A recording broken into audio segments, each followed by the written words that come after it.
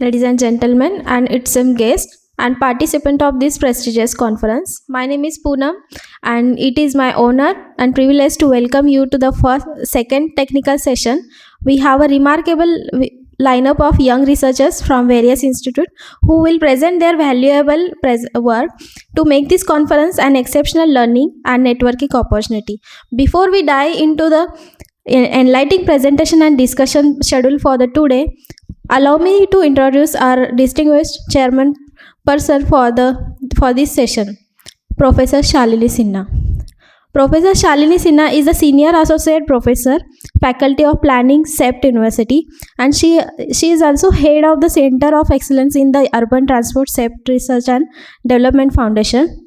She is a transport planner with more than 22 years of experience in transport sector in India and United Kingdom. She has worked extensively on the strategic planning and policy.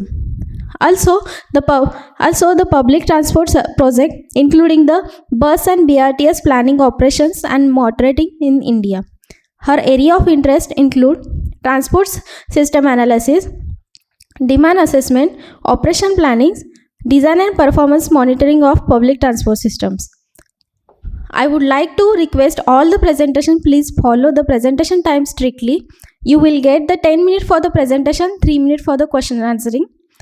Now I would like to welcome our distinguished chairman person, Professor Shalini Sinha, for all guests and presenters. Now I would like to hand over this session to the chairperson to start this presentation and this discussion. Thank you. Thank you, Poonam. I think we can start with the presentations. A small request, kindly adhere to the timelines because there are subsequent speakers also. So 10 minutes is what every speaker is getting. Plus, let's have some time for the Q&A round as well. So can I request the first paper by Apurva Rao and Dr. Yogeshwar Navandar on analyzing user satisfaction of BRTS through IST and sentiment analysis.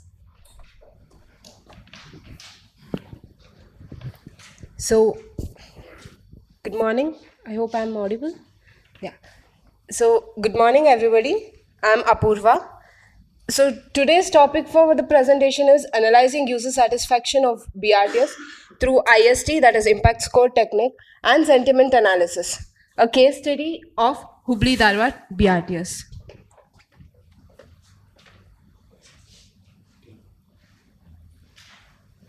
So I have completed my MTech this year from NIT Calicut, and currently I'm working as a graduate engineer at Atkins Realis. So this will be the content for today's presentation. So coming to the introduction, so for the development of any country, I guess there are many factors that play a vital role, and transportation is one such factor. So when we come to the development, the events that are associated with it are industrialization, urbanization, population density, and henceforth. So as an adverse effect, we can say that there is also health issues, environmental degradation, and traffic congestion. And again, the problem to this is, again, one of the problem is transportation. So it is like a symbiotic relationship. So at this time of our, it's very important that we focus on some of the sustainable solutions to come across this. And one such sustainable solution is BRT. That is bus rapid transit.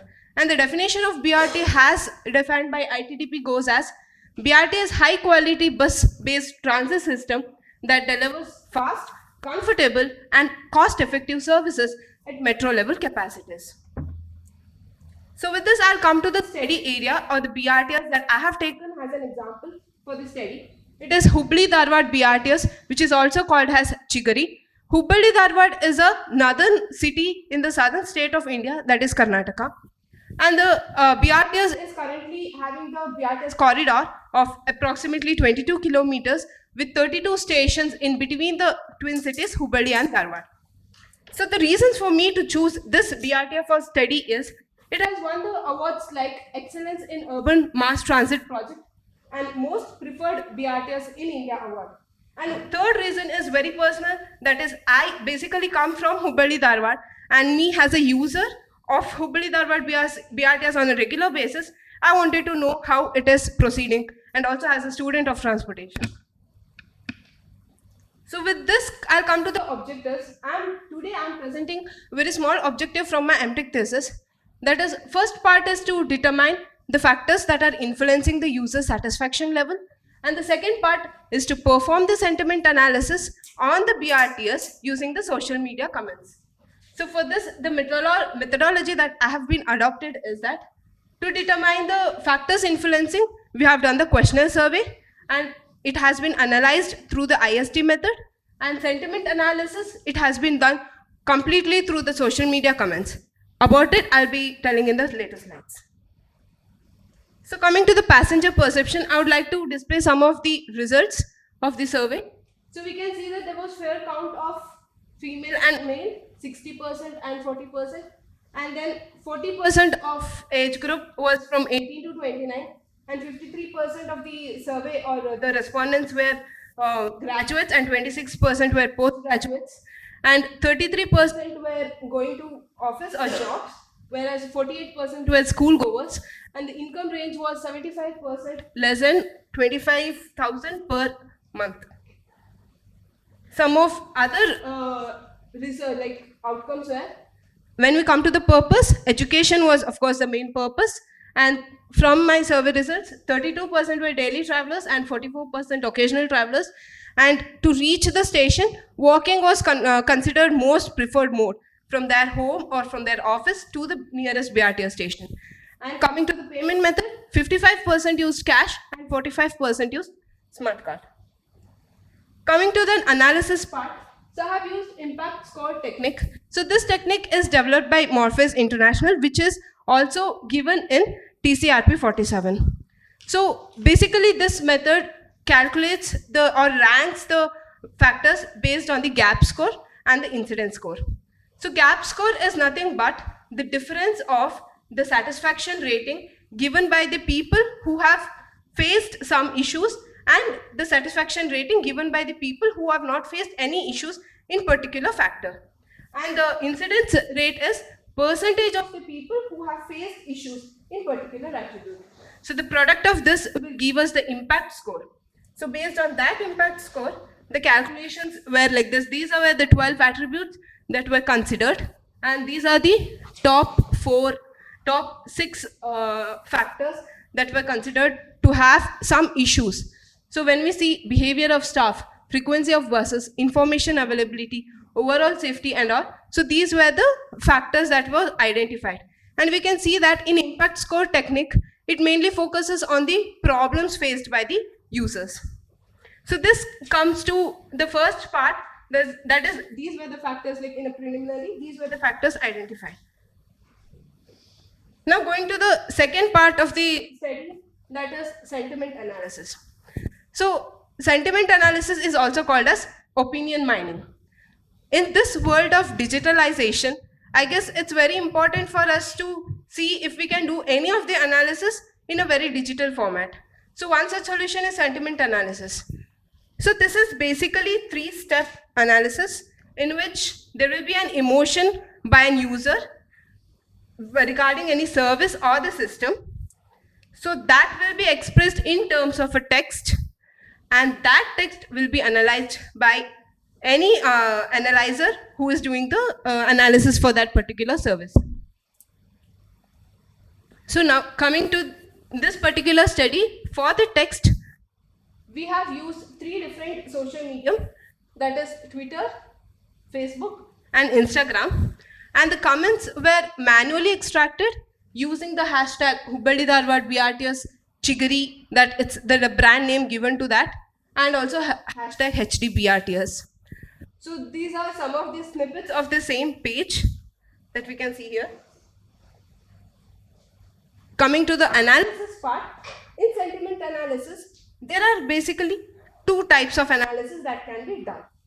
First one is unsupervised analysis, and second one is supervised analysis. The basic difference between these 2 analyses is that in unsupervised analysis, there is no need of any training given to the database. But in case of supervised analysis, we have to train the database. That is, we have to give a training database as well to get the results. And both can be done using many of the like software language. And for this study, I have used Python as a coding language. And here we'll be focusing mainly on the unsupervised analysis. So again, in unsupervised analysis, we have many tools which can be used to perform the sentiment analysis. And text block and VEDAR are mainly used tools. And I have tried to compare how it works when the data set is comparatively low for the sentiment analysis. We can see that text block will give the score in terms of polarity, -1 to 1, and subjectivity. It tells how much of the sentence is positive or negative or neutral. And subjectivity, it will tell whether the statement is an opinion from the person or it's a fact. So if it's a fact, then it's of no use for the analysis.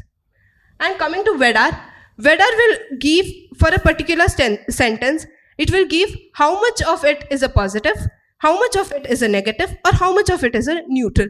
So the combined or the compound score of all will give us whether the whole sentence is positive or negative. So also we can understand what I have got from these analysis is that VEDAR will understand the negation. And how it understands the negation, I'll be saying in the next slide. And these two are the code statements or code line that have been used to extract the sentiments. So here you can see a statement which I extracted from the social media. Part 2 here is don't just be happy for professional photos and so and so. But this statement was identified as a positive statement from the text block. And the reason is because of that smiley. But when we consider from the VEDAR perspective, VEDAR was intelligent enough to understand that there is a sarcastic way of telling the statement. So it identified it to be more negative. Of course, it told it is positive also, but the percentage of positive was less, but the percentage of negative was more. So these two were analyzed using the manual method also. So comparing that, we could see that most of the comments were positive. That is, the people's the attention towards the BRTS, BRTS was mostly positive, and few were negative and neutral went hand in hand, but mostly it was positive. But now that we have to understand, this will give us the overall idea, like how the public is interacting with the BRTS, whether they have a positive sentiment or the negative sentiment.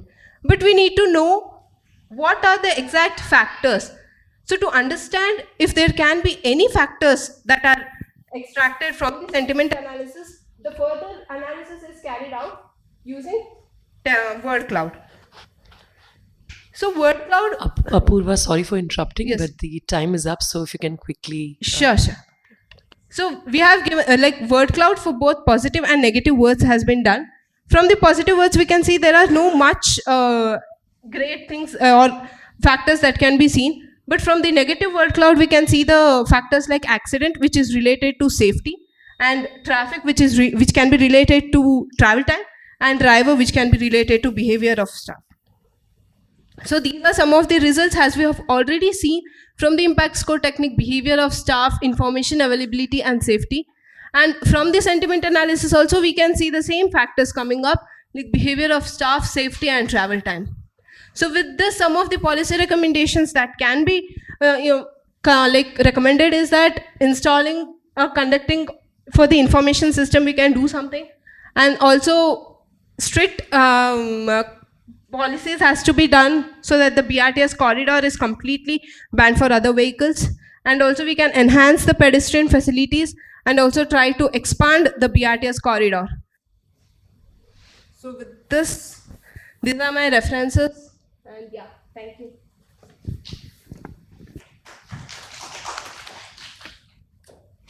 You can take the questions now.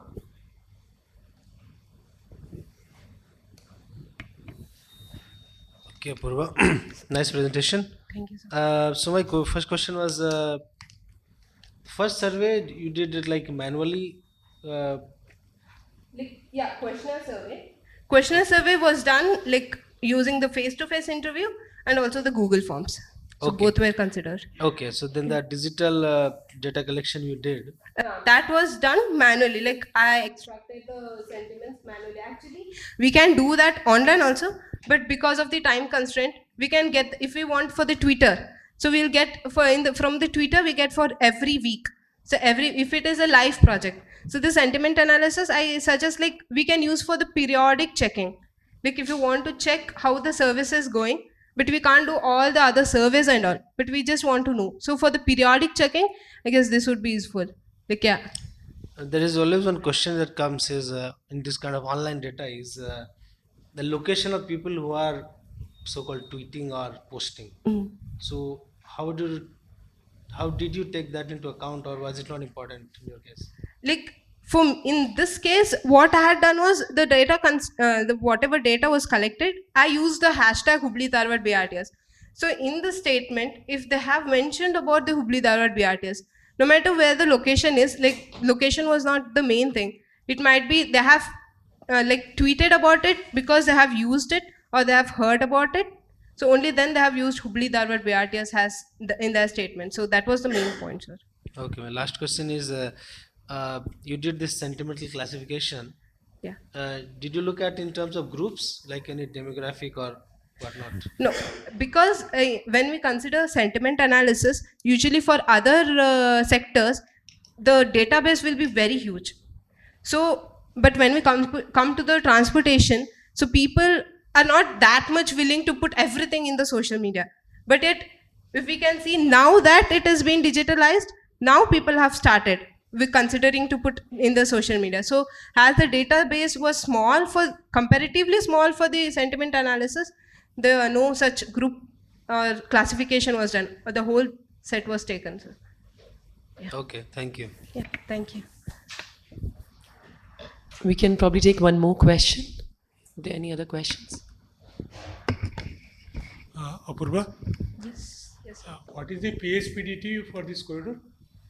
It's roughly 1,90,000 to 1 lakh. Yeah. No, PSPDT. Yeah. 1,90,000. Yeah. Means from Hubli to Dharwad. That's the total number of passengers per day you're talking about. Yeah. I think the question is in terms of the peak hour, peak direction. Peak direction traffic. Yeah, sorry. So peak hour, it's almost up to 3,000 to 4,000. Okay. So my next question is, we had a BRT system in Delhi also, Yeah. but it was not successful. Yes. Can you find what is any reason? Like, sir, I didn't actually go in detail, but we have to see, sir. Yeah. Okay. As this was successful and I was associated, like I was a user of this.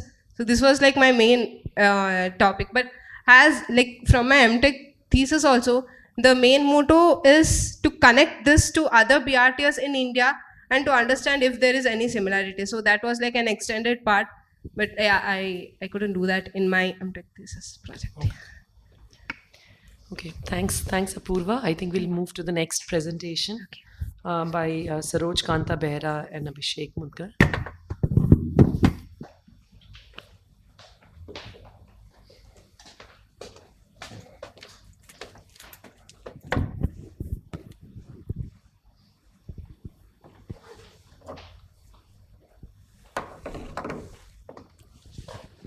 Hello.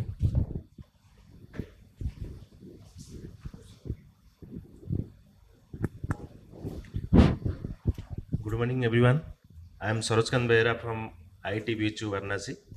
I am going to present my research work on PM 2.5 exposure in a busy traffic intersection in Varanasi, India. These are my contents. According to report of the WHO, 99% of global population lives in the places that exceeds the WHO air quality guidelines. According to WHO 2021 updated WHO air quality guidelines, the PM 2.5 and the daily limit of PM 2.5 and PM 10 are 15 and 45 microgram per meter cube respectively. And these are the 99% of our population are living under the exceeded guidelines. So this is the main concern of the day. And this PM 2.5 is a high particulate matter. It can easily penetrate uh, into our small airways and alveoli, which and in the if we exposed to longer time, then it can increase our mortality and morbidity rates.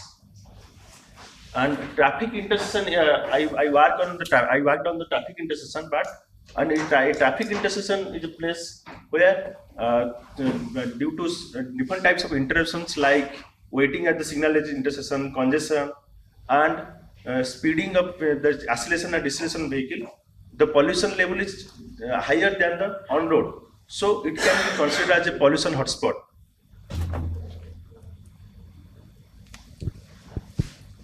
According to study, 25% of PM doses in a trip that comes from the traffic intersection, where we only spend on 2% of the time of a trip. Then there are two types. Different researchers found that during peak hours, PM double level, PM10 2.5 level is high. Where other researchers also find that PM 2.5 during off-peak traffic hours is high. Then there is a mixed kind of conclusions are there. So we tried to find that whether during the during the peak hour traffic hour the pollution is level high, or during the off-peak hours. So the main objectives of our study is to find the PM behavior pattern during different traffic states. Here traffic states belongs to peak traffic hour and off-peak traffic hour. Then we try to establish the relationship between PM 2.5 and meteorological parameters like the temperature and humidity. Then we try to find the inhaled dose that we take, and that is called intake. The inhaled dose during different hour of the day. Varanasi is one of the most congested and polluted cities of India. So we took it as our study location. In Varanasi, the intersection one of the busy traffic intersection was selected because it was close to one residential university campus, which was having 40,000 registered students, and a hospital has having 10,000 of OPD facilities. Due to combination of these students, staff, and patients coming to the campus and medical facility, so the traffic generation is due to these three types of thing, that is a universal campus, university, the resident, the medical, and one trauma center is nearby the traffic intersection. At the traffic intersection, we peak hours generally observed during the early morning, the early morning, midday, and evening, while the off-peak hours. The off-peak hours are observed in the early morning, midday, and evening, and the peak hour traffic was observed during the morning 9 AM hours and afternoon. During peak hour we generally observe the 1600 to 1800 PCU per hour, while during off-peak hours 750 to 900 vehicle per PCU per hour was observed. The PM particulate matter is measured by the dust stack, which works on the principle of light scattering. Then for meteorological data, we used STC data logger. You can see that STC data logger, it is used for, and it was measuring meteorological data like temperature and humidity. Then the study was conducted for over 7 days, from Monday to Sunday, from August 31 to September 6, over 5 different time intervals, like morning to 6 AM, morning 6 AM to evening 6 PM, and for 15 minutes at the frequency of 1 Hz.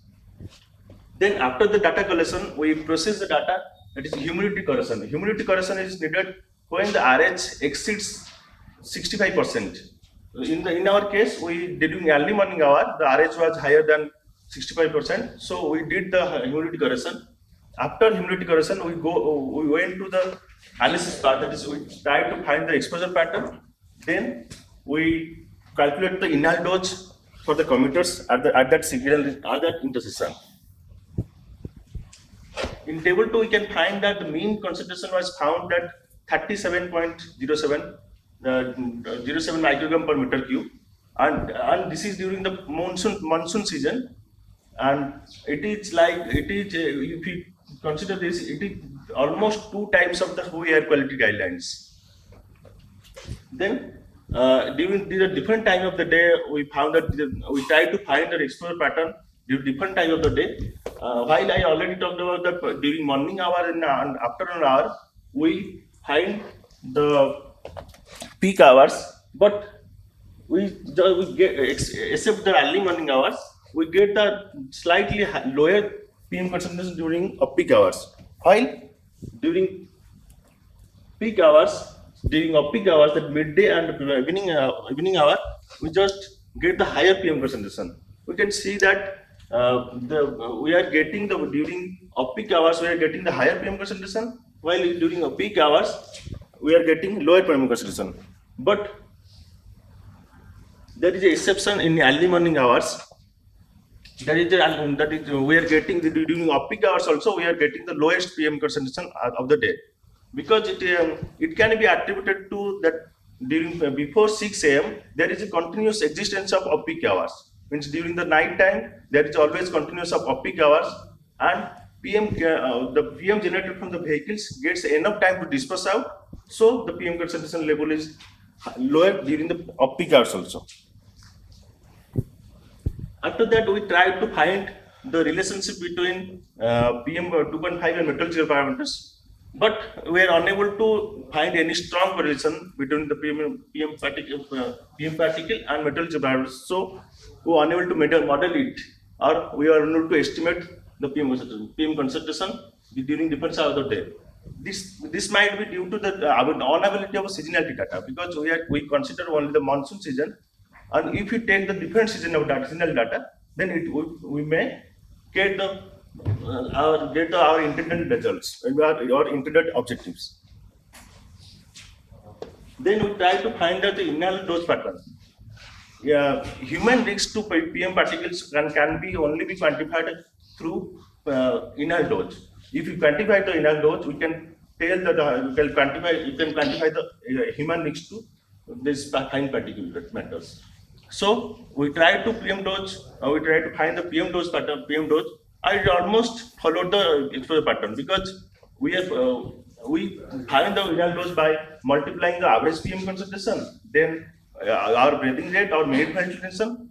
So as though we take the in this study, we took the average inhale dose minute ventilation for the commuters. Means we took the 0.01 meter cube per minute of minute ventilation for all the commuters. But in reality, it is different. Means for active commuters like walking and cycling, their minute ventilation is higher, so they are exposed to higher pollution levels. Means their intake is higher, so their inhale dose will be different.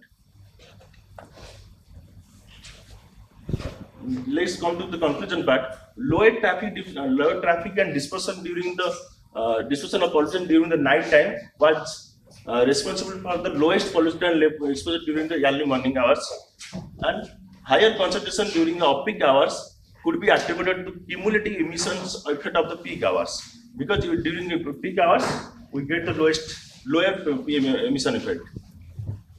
The PM exposure at the intersection was from this study only we can tell that PM intersection at the intersection is the independent of the hour of the day and the meteorological parameters.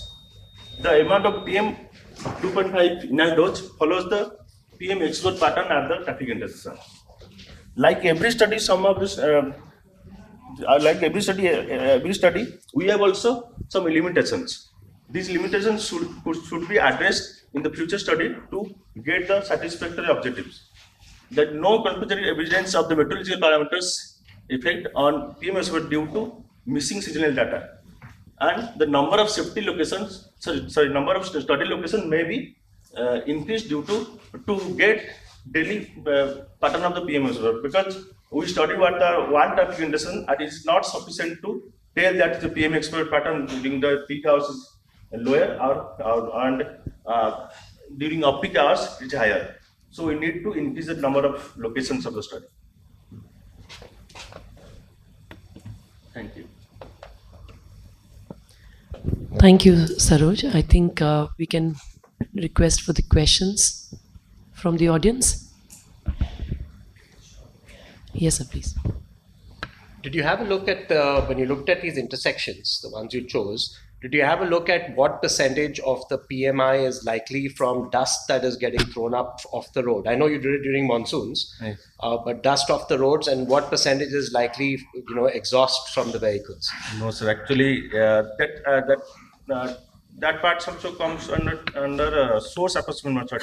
I didn't carry under this source assessment study. From the source assessment study, we can find that this is this part of the different part. We can get the vehicular part or road dust part or any industrial part. We can get that data, but we didn't do that survey. Source assessment So study. then what we found out is what is linked to the vehicle movement, but we don't know how much We is don't know the how much. exhaust, and we Yes. don't know how much is the road dust or road industrial dust that is emissions. getting thrown up Yes. because of the traffic, right? Okay, thank you. Any more questions?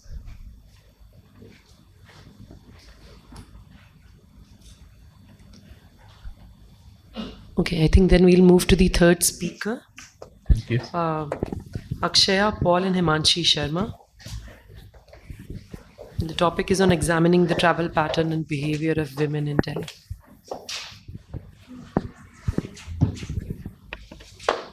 Thank you, Saroj, You can use for your like this. presentation.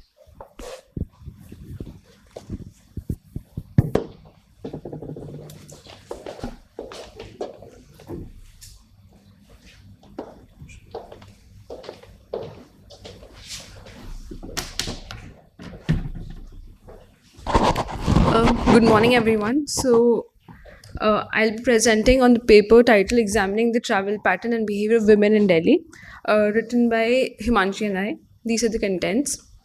So, as we all know, urban transport plays a major role for citizens to access the economic and social opportunities, and gender is a key variable, but it is often least understood, as women might have different, distinct travel requirements and behavior. And they might more likely to consider factors such as safety, affordability, and comfort, and eventually use walking, cycling, or public transport. However, most Indian cities do not have reliable public transport or NMT infrastructure, and this constrains women, gender minorities, and other specially abled people. Therefore, it is vital to look at transport through a gendered lens. There is no direct SDG on gender inclusive mobility. However, there are linkages between SDG 5, 3.6, 9.1, and 11.2. And therefore, it is important to look at sustainable transport through a gendered lens, as it would affect women's social and economic mobility. However, the current transport policies are biased against women, and they do not take into account the unique demands such as traveling with dependents as a caregiver or trip chaining. Looking at the traveling pattern in Delhi, which is a case study area, the main public transport infrastructure consists of metro rail and the public buses. And the last mile transport is constitute interstate bus services, suburban trains, auto rickshaws, cycle rickshaws, shared mobility, informal modes, and the non-motorized transport. Coming directly to this objective of the study, we try to look at the travel pattern that is related to the travel mode, time, distance, and the monthly expenses, along with the household vehicle ownership pattern. For public transport users, we try to also look at the last mile connectivity to analyze the difference in travel pattern. So for that, we try to conduct an online and offline survey. A total of 206 responses were obtained. Coming to the results, so first we try to look at the distances that are traveled based on the mode. So the top graph represents for women and the bottom graph is for men. When we look at distances where commuters are traveling less than 5 kilometers, as they're staying near places of work, we see that women tend to use all kinds of mode like NMT, IPT, public transport or personal, whereas men prefer to use NMT. And amongst the difference in men and women is the usage patterns in cycling. Women do not prefer cycling because of road safety concerns. Overall, we see that the public transport users, 65% of them are female and 35% are male. And 42% of the female respondents who are covering distances between 20 to 60 kilometers, 74% of them use public transport. And the 8% of the survey respondents who were traveling more than 60 kilometers, out of which the 56 female respondents used public transport and 22 used personal transport. Whereas comparing with men, a majority of 83% of the male commuters were preferring personal transport. And 65% of these commuters were earning above 50,000 per month. And we also looked at the travel time. So 62% of the women who were traveling more than 1 hour preferred public transport, whereas 51% of the men who were traveling more than 1 hour, they preferred personal transport, personal motorized transport. That could be due to lack of access to household personal transport for women. Next, we looked at the monthly travel expenses. Similarly, the top graph represents for women and bottom graph for men based on the different modes. Commuters who were traveling by NMT obviously had negligible expenses, but these 64% of the NMT users were earning below 30,000 per month, which could indicate their captive usage of NMT modes. When we looked at 15% of the total women who had expenses below 500 rupees were basically using NMT or DTC buses for their as a primary mode. Even women who were using DTC buses, 20% of them were incurring expenses in the range of 1,000 rupee, up to 1,000 rupees. That is on account of the motorized last mile mode that they have to choose. With increasing income, we also saw commuters shifting to personal transport, as 18% of the women and 43% of total women who have personal transport incur expenses above 5,000 per month. Now, the top table, it represents the number of modes that the public transport user had to change. So 73% women and 79% men were changing 2 to 3 modes while commuting using public transport. This interchange between modes increases their travel time. The difference here lies in between the bus and the metro commuters. 42% of the bus commuters were changing only one mode, whereas a majority, 85% of the metro commuters had to change 2 or more modes while traveling.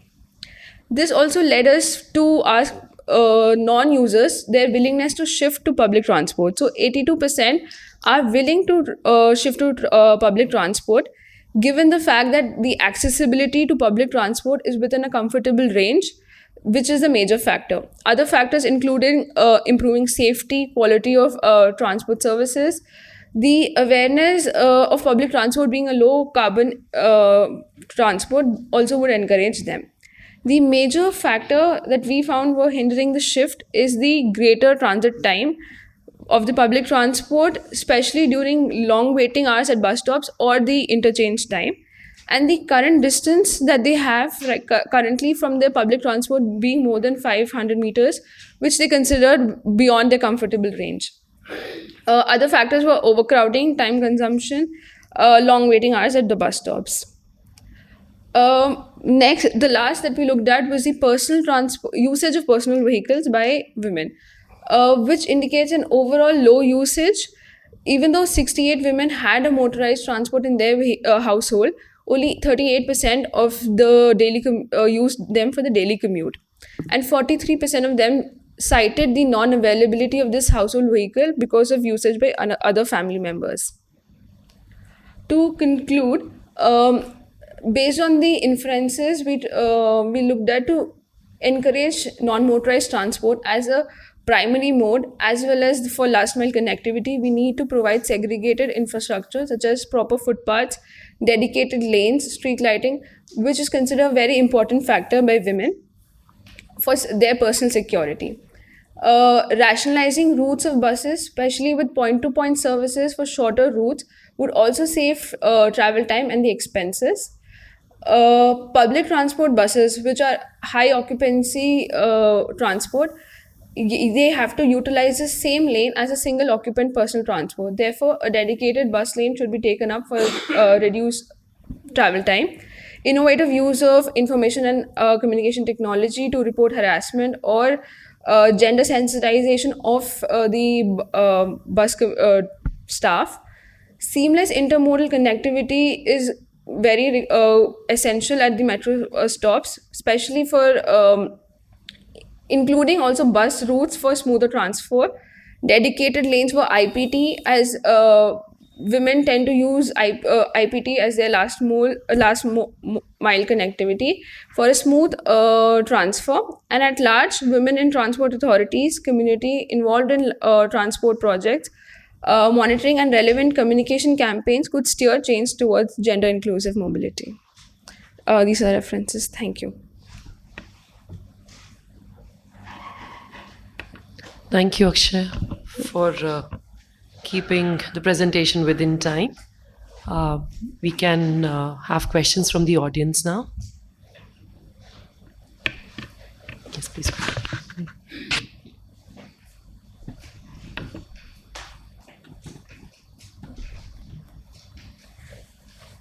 Okay, my question is, you have mentioned 65% of the public transport users are female. Yeah. And 35% are male. Yeah. Is it correct, factual?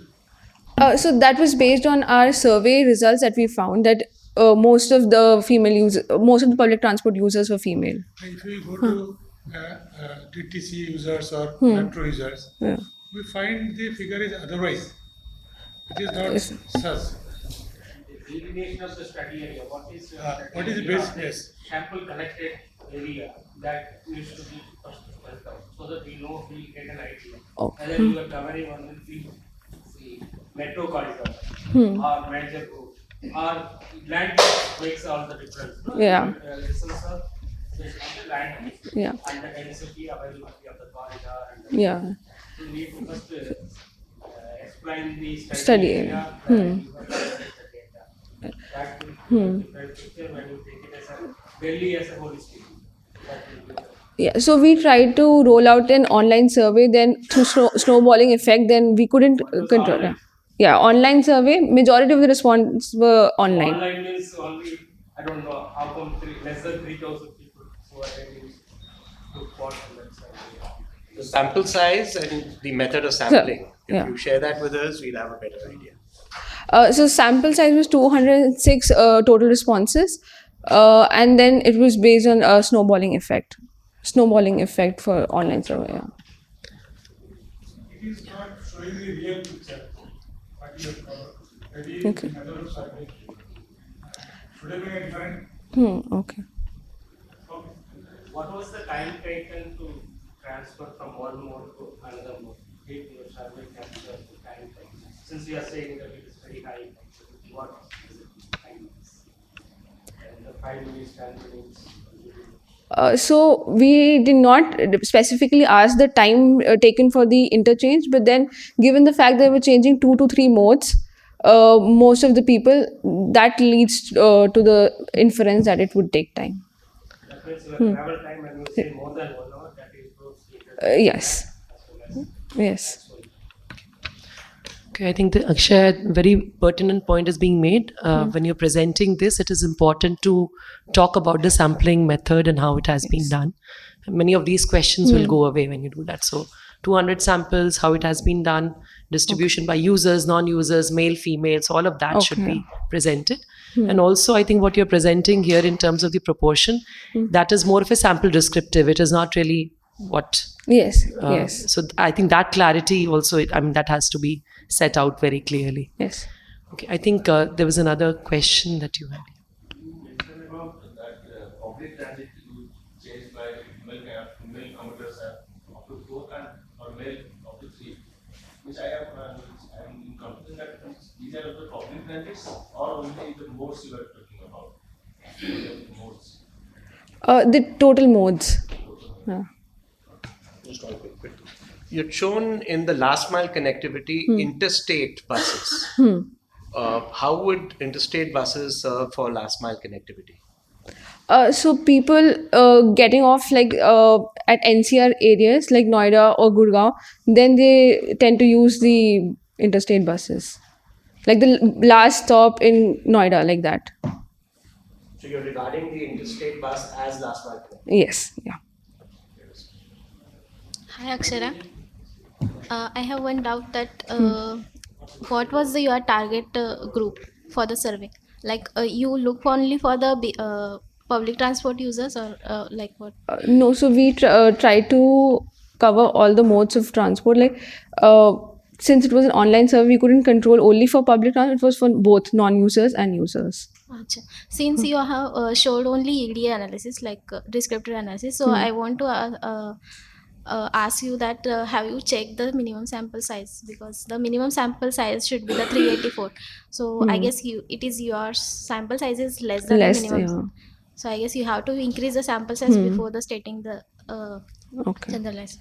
Yeah. Okay, thank you, Akshay. Thank you. I think we can now go to the fourth speaker, Rohit Rathod, Darshan Ghiwala, Pankaj Prajapati, and Gaurang Joshi. And the topic is identifying dependency of service quality on perceived transit accessibility.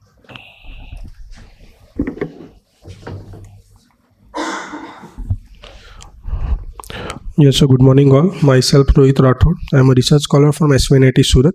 So today's my topic of the talk is on the identifying the dependency of service quality on perceived transit accessibility, a latent variable causal analysis approach. So this is a case study from the city of Vadodara of Gujarat.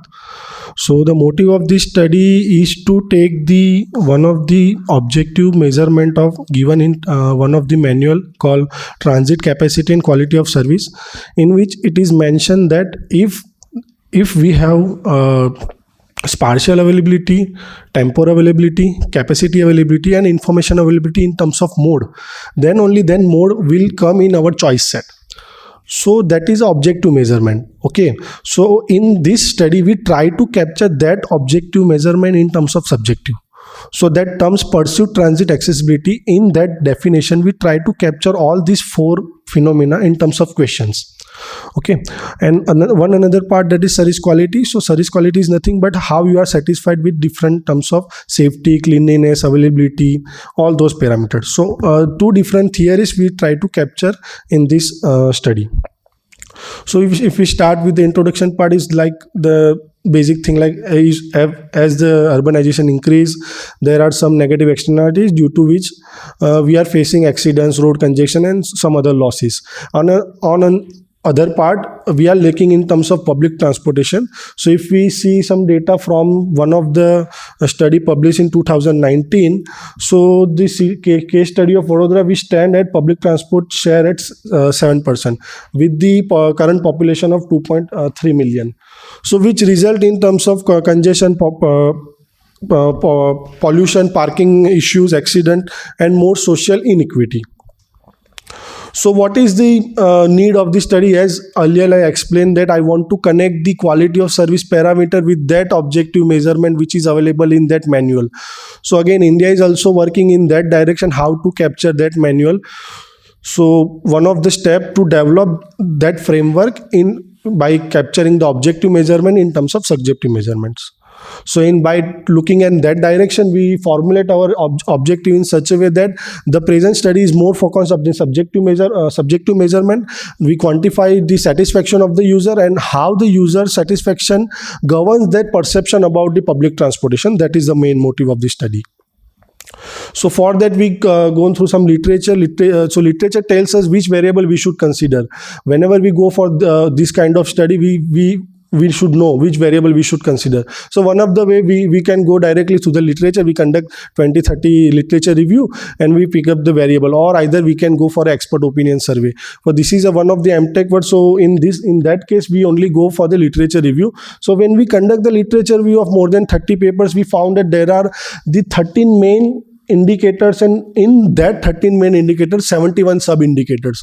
So with all these 71 sub indicators, it is very difficult to go on survey. But based on this study objective and based on our expertise, we found 21 variables that are sufficient for this kind of study.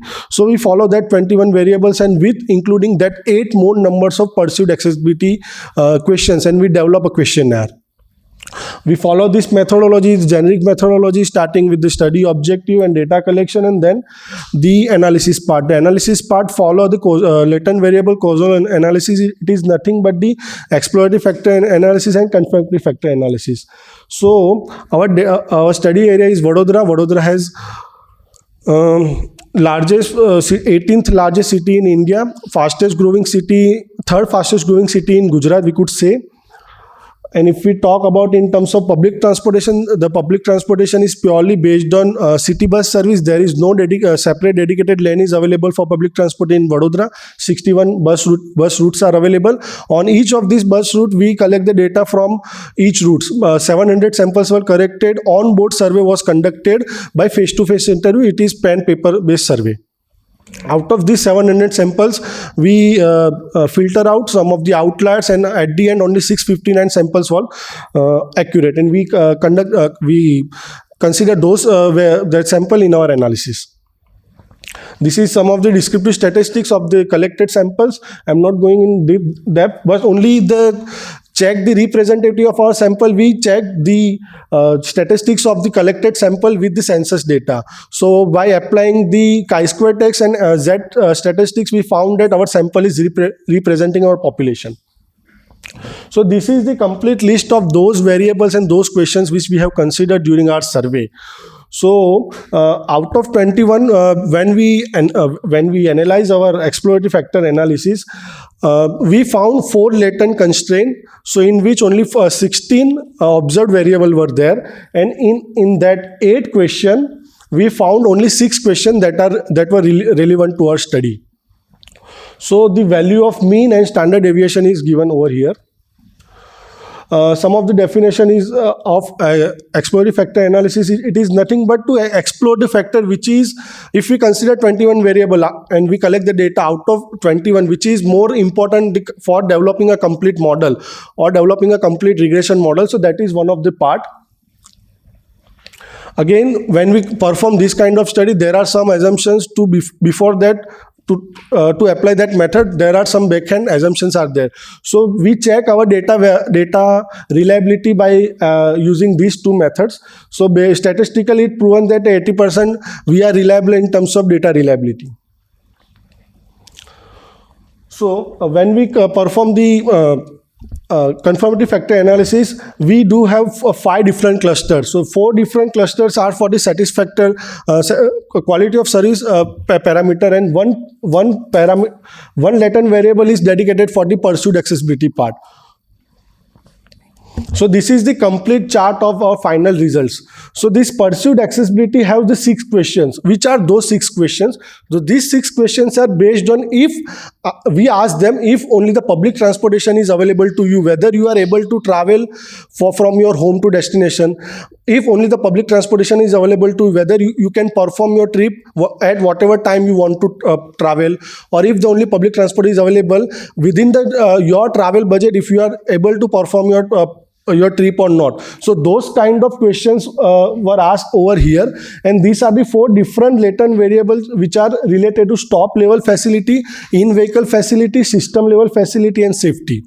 So in stop level facility, the variables like information availability, shelter and sitting facility, and cleanliness that come as a influencing parameter. But if we talk in terms of in-vehicle facility, that latent constraint, the cleanliness, crowding level, seat comfort, comfort at boarding and unloading, and grip availability, this variable would come. But when we talk about the system level facility, so access distance from home to the first bus stop, or we could say the final destination bus stop to our job places, that parameter plays a very important role.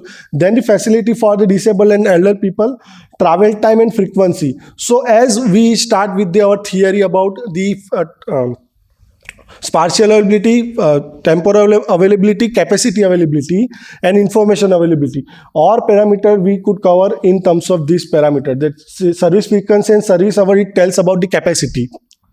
The information availability, both the cases we found that the real-time information, that is very much important. And we found we found their weightages as very high. And at the end, when we combined our pursued accessibility score, so the maximum weightage was given to the system level facility. It is nothing but the summation of access distance, service frequency, and service hour, facility, and travel time. So it indicates that whatever the theory which we are talking about in terms of objective matter, it has some importance when we consider in terms of subjective matters. So there is a linkage we found. Yes, there is a linkage. If we first work on this kind of parameter, then people will attract toward public transportation. Then the second part, we should think about the quality of service parameter, that is top level and in-vehicle facility level. So these are my conclusion. These are my references. Thank you. Thank you, Rohit. We can go for the questions. So you'd shown for Baroda that you had 61 bus routes, yes, and 160 buses. Yeah. So that is probably 160 buses you sampled, or 160 buses no only? So there are 61 routes are there, but some routes are working on some only peak hours, off-peak hours, those kind of schedules that they have. But the official statistic for Baroda is 3.9 buses per 1,000 people. And you're a city of more than 1 million. Yeah. Which means it's 3,900 buses. So 160 and 3,900 is a huge difference in what the stated statistics are. And the reason why that's relevant is that the single biggest parameter you've talked about is the service time and waiting. And in case you're right, and you're so bad in terms of buses per people, then it'll skew that one rating disproportionately. But I think your data is probably wrong. That 160 bus doesn't sound right by at least an order of magnitude, by 10x or 20x. Okay, sir. If I talk about this city of Surat, we do have the population of more than 6 million. Yes. But we do have only bus of 750. So if you compare those data with Vadodara, we are very much right over here. Yeah, the official is I just looked it up. Okay. It's at 3.9 per 1,000. So I don't know how they measure it, but maybe the public bus, or I don't know. That includes the private service buses also. But are they on the same route? Then that will also impact your result. I'm talking about the route which are governed by that authority done by the government. Done by the government. But the people that are waiting on this in your particular mode, if they are private buses that are operating on the same mode, it will also impact your results for the waiting time. So we'd have to see whichever mode is available. Sure, thank you for. I think Baroda only has private buses, right? They do have private buses. Under VMC, it's a net cost contract. Yes. Yeah. So the number that he's saying, I think that is pretty much the number that is there. 3.9 per 1,000 seems to be too good to be true, actually. But I think maybe you should check that number. Any more questions?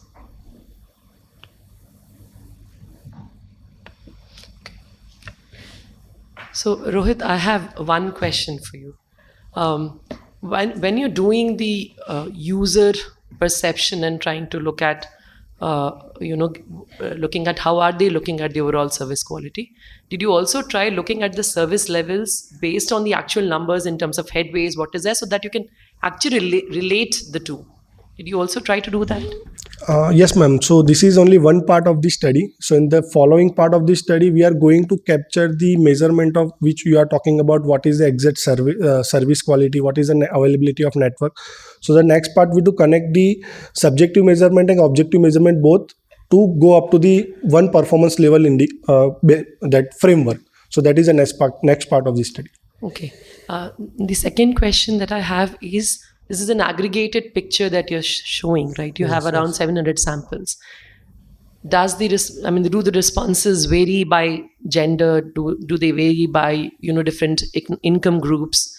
Did you also try to look at so in the next a more model disaggregate level of analysis? So that next model which we have developed, which I have not shown over here, in which we try to capture the effect of demography and socioeconomic. So we found in that case that as the demography increases, the overall satisfaction score that is decreasing. So in demography, we found that the income level and age group, that is a predominated parameter, observed variable. So as income level increase, we found that their satisfaction towards public transport decreases. So that is the part which I have not shown over here. Okay, thank you. Yeah, thank you, ma'am. So now I'd like to request Sumit Agrawal, Athira J, Yogeshwar Navandar, Dr. Krishnamurthy, and Dr. Velumurgan. Good morning all. I am Sumit Agrawal. I did my postgraduate in Traffic and Transport Planning from NIT Calicut. The today's topic is Traffic Impact Analysis of On-Street Parking near Signalized Intersections.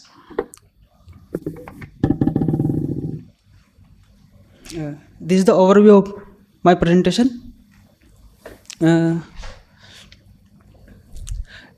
is the picture that is shown the signalized intersection, in which I try to capture the various side friction factors which are affecting the performance of signalized intersections. The side friction factors are nothing but those activities which are taking place either on the carriageway or side of the carriageway. The examples are on-street parking, curbside bus stop, pedestrian movements across or along the carriageway, and but how they are affecting the performance of signal intersections. Like if the dwelling time of the bus is more than the queue behind the bus is affecting the session flow of a signalized intersection, and if the minimum time of the on-street parking presents on the carriageway, it occupy the carriageway width, and the pedestrian movements is affect the session flow of a carriageway. But among the various side friction factors are, we found the on-street parking is most dominant side friction by many researchers. These are the research done by in various countries which are capture the various parameters. Like these have a parameters have a basic mix, approach width, approach gradient, parking activities, and the pedestrian activity, bus stops. Like in that the on-street parking, because the on-street parking, the side distance and the unused green time and the reduction in the capacity of crossing vehicle that we have found, and on-street parking, the researchers on-street parking consider as a category vehicle, either absence or the presence, but the very less studies are done that capture the variation in the maneuver time of the on-street parking.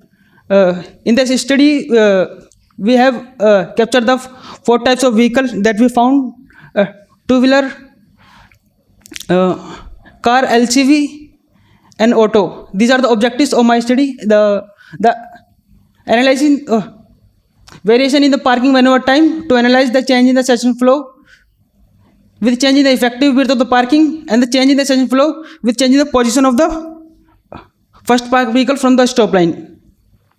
These are the methodology that we have followed: data collection, data extraction, and then in that what we have done is we divide the approach width into the equal segment, and then and we consider is if any vehicle is occupy the partially or fully occupied that segment, we consider as a fully occupied, and effective parking width is nothing but, like, it is very difficult to capture the undesignated on-street parking because it is not necessary that the vehicle is parked from the edge of the roadway, and it is like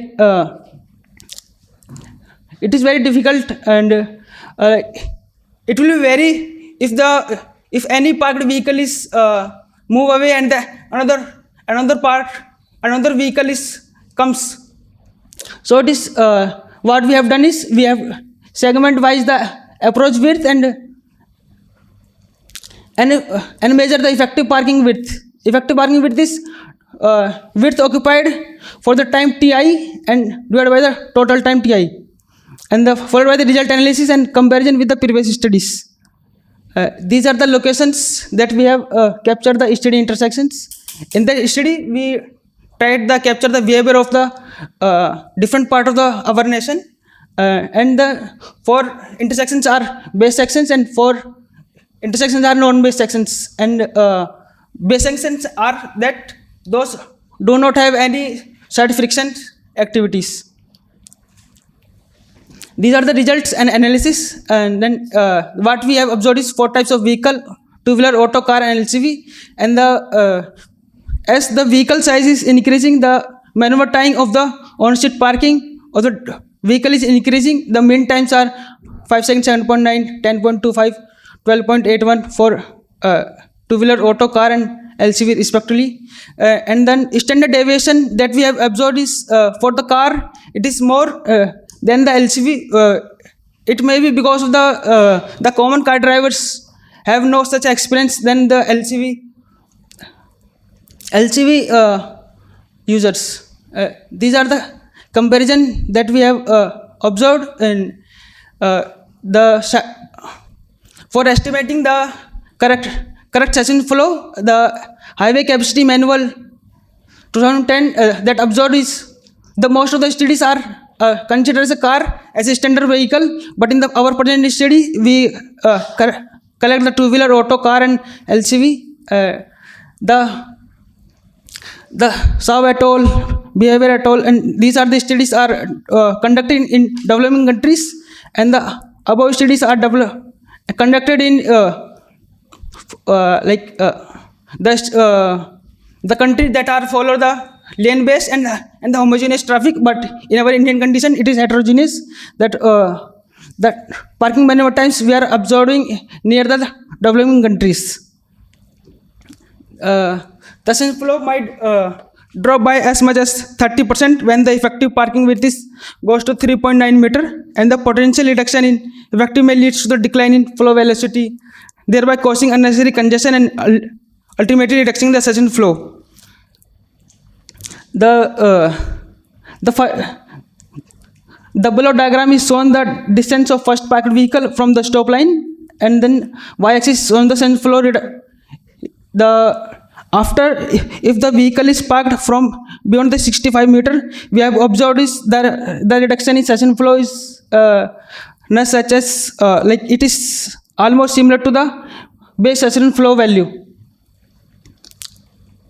The outcomes of the study is that the average parking maneuver time, that is 8.59 seconds, which is less than the 50% of the value suggested by US Highway Capacity Manual, is 18 seconds, and it is and then 65 meter distance of the first parked vehicle from the stop line, it is observed between the value specified by the Highway Capacity Manual, which is 250 feet, around 76.2 meter, and then Canadian Capacity Guideline 2008, which is 50 meter, and the effective parking width 2.5, which can almost occupy the width of the lane, which can lead to the reduction of 30% in the session flow.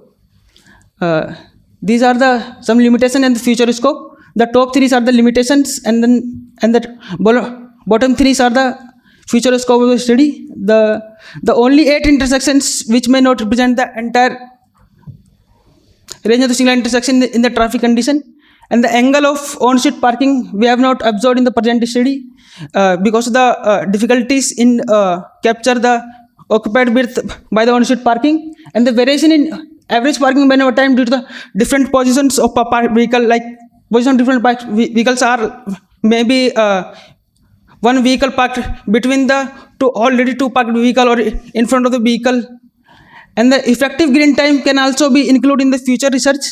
And the simulation study on that on-street parking can be done in Visum and another software, Visum. And the distance from the first parked vehicle from maybe the part of the parking adjustment factor. These are the references that I followed. Thank you. Thank you, Sumit, for your presentation. Thank you. We can have questions from the audience.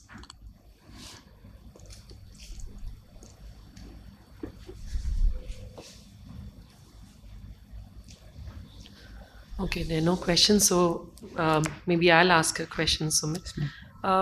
Sumit, this particular study, what kind of a policy implication do you think this will have in terms of design of the intersections or the traffic management? Yes, ma'am.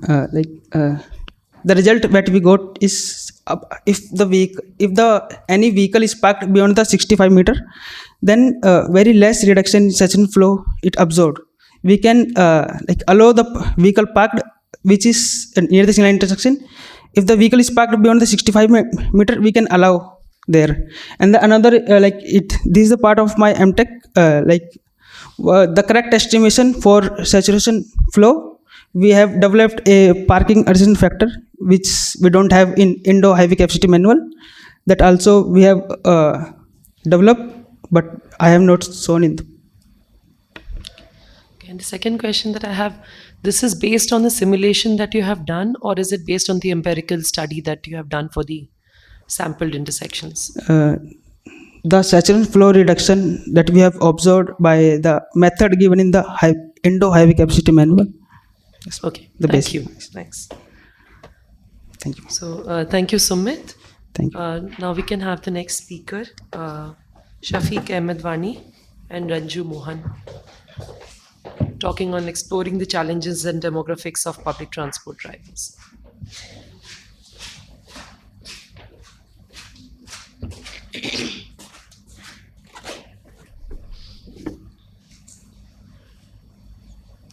Good morning, everyone. I am Shai. I'm on.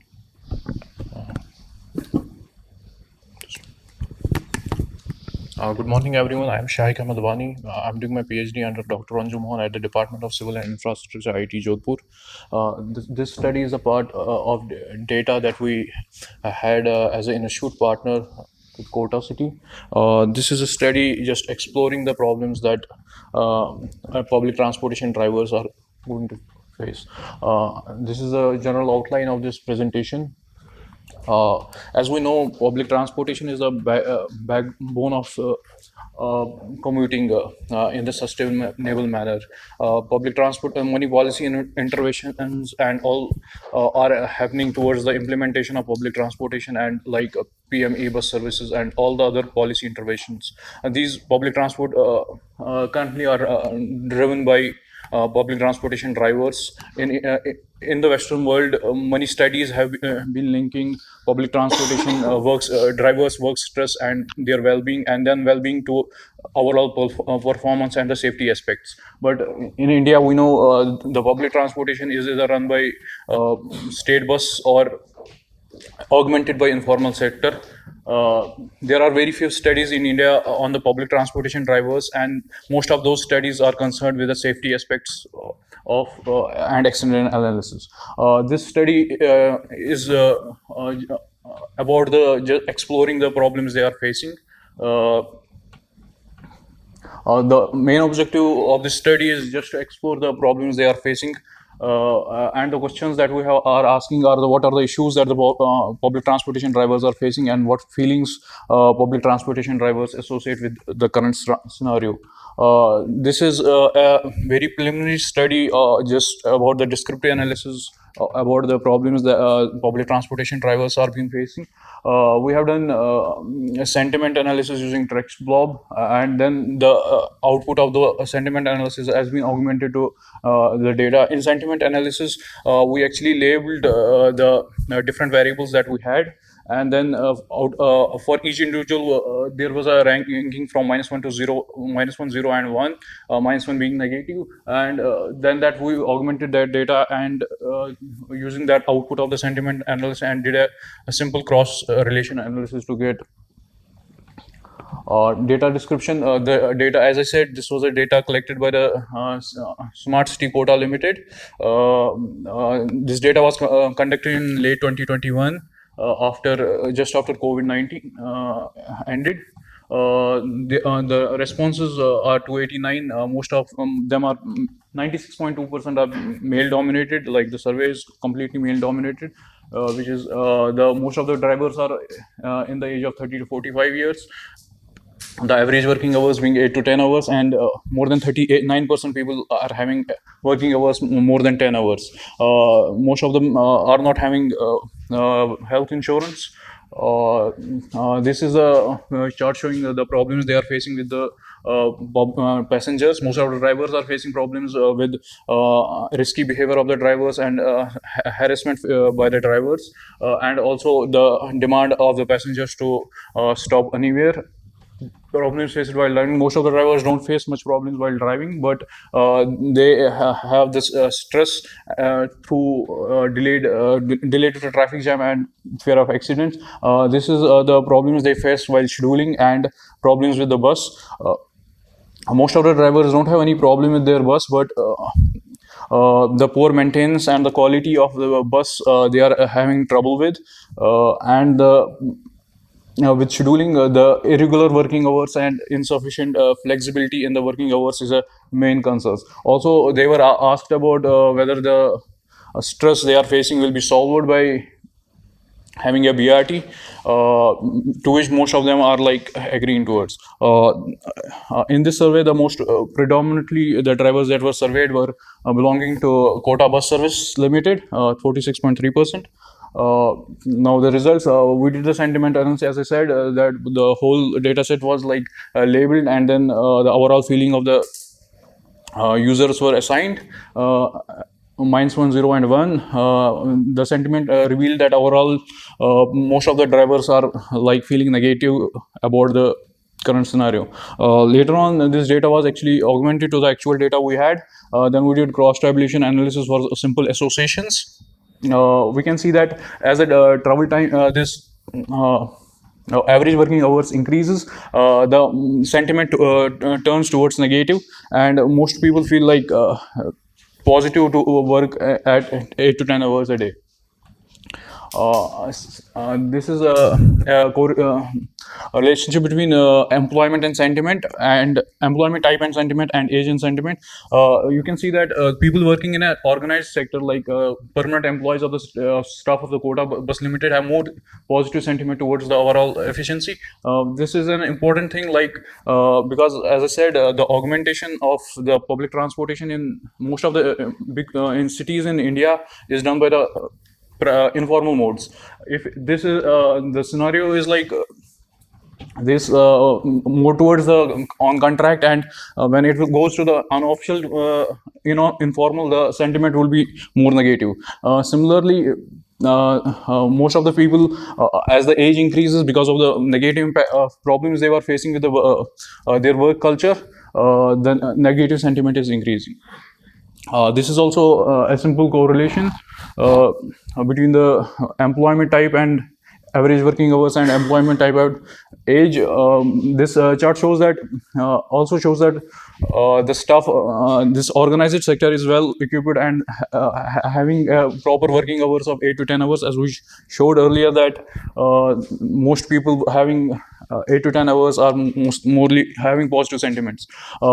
Since this is a primarily descriptive studies, there aren't actually much policy implications of it, but these are just basic suggestions, and the concerns of the public transportation drivers need actual our concern and attention. To conclude the study, public transportation is an important aspect of sustainable development, the drivers being the backbone of it.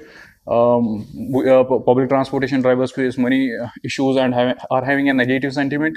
The associations and this study just lays a foundation for a proper study on the problems that the drivers are facing, and proper targeted policies will be actually dealt with when a proper study will be done, having a quantitative and qualitative aspects of the study. Thank you so much.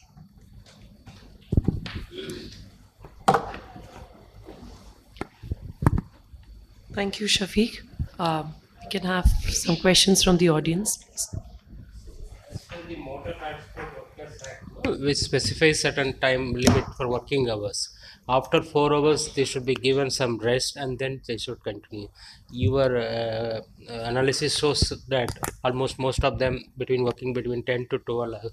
Whether that includes the rest hours also, or excluding that rest hours? Actually, in one of the slides, we have actually asked them that whether you are having an insufficient rest or scheduling issues. Now, most of them agree with having scheduling issues and no proper rest.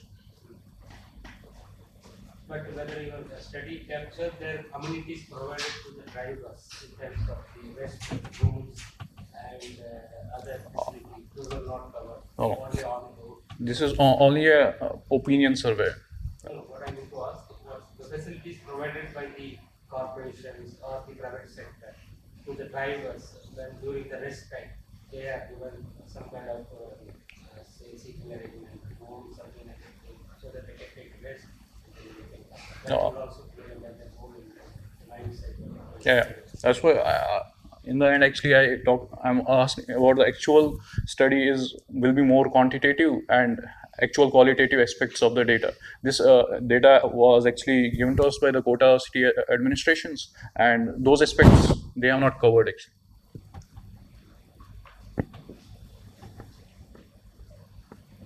Is there a bias that is there for like the drivers that you did? Most of them were officially employed. Only few were contractors, all of that. 46%. Yeah. So is there a systematic bias that anyone that has a permanent government job doesn't have a problem with his job, and some of the others have a greater problem? Or did you see anything like that?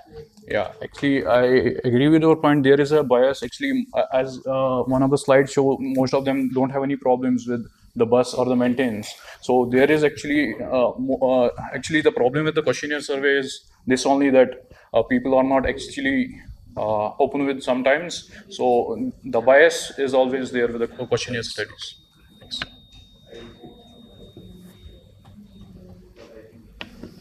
Are there any more questions? Just one clarification, actually, Shafiq. You have looked at the opinions or the perceptions of the drivers. Have you also tried to look at the SOPs that are there? That from the agency side or from the operator side, what are the kind of SOPs that are being? It will only help you kind of check or cross-check in terms of the responses that you're getting in terms of perceptions vis-a-vis what is being planned, or whatever are the SOPs, probably they are followed, not followed. Have you also looked at that aspect? It's a question. Actually, you are asking whether I looked on the SOPs or not, right? Yeah. We have not considered it. Right. So that's just a suggestion that you should also check that, because then you'll be able to relate that better. Thank you so much. Thank you very much. Thank you to all the authors who have presented. Let's have a big round of applause for all of them.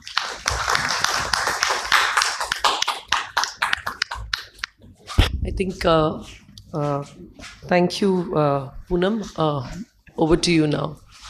Thanks, ma'am. Now I would like to request our chairperson, Professor Shalini Sinha, to come forward to accept the token of appreciation.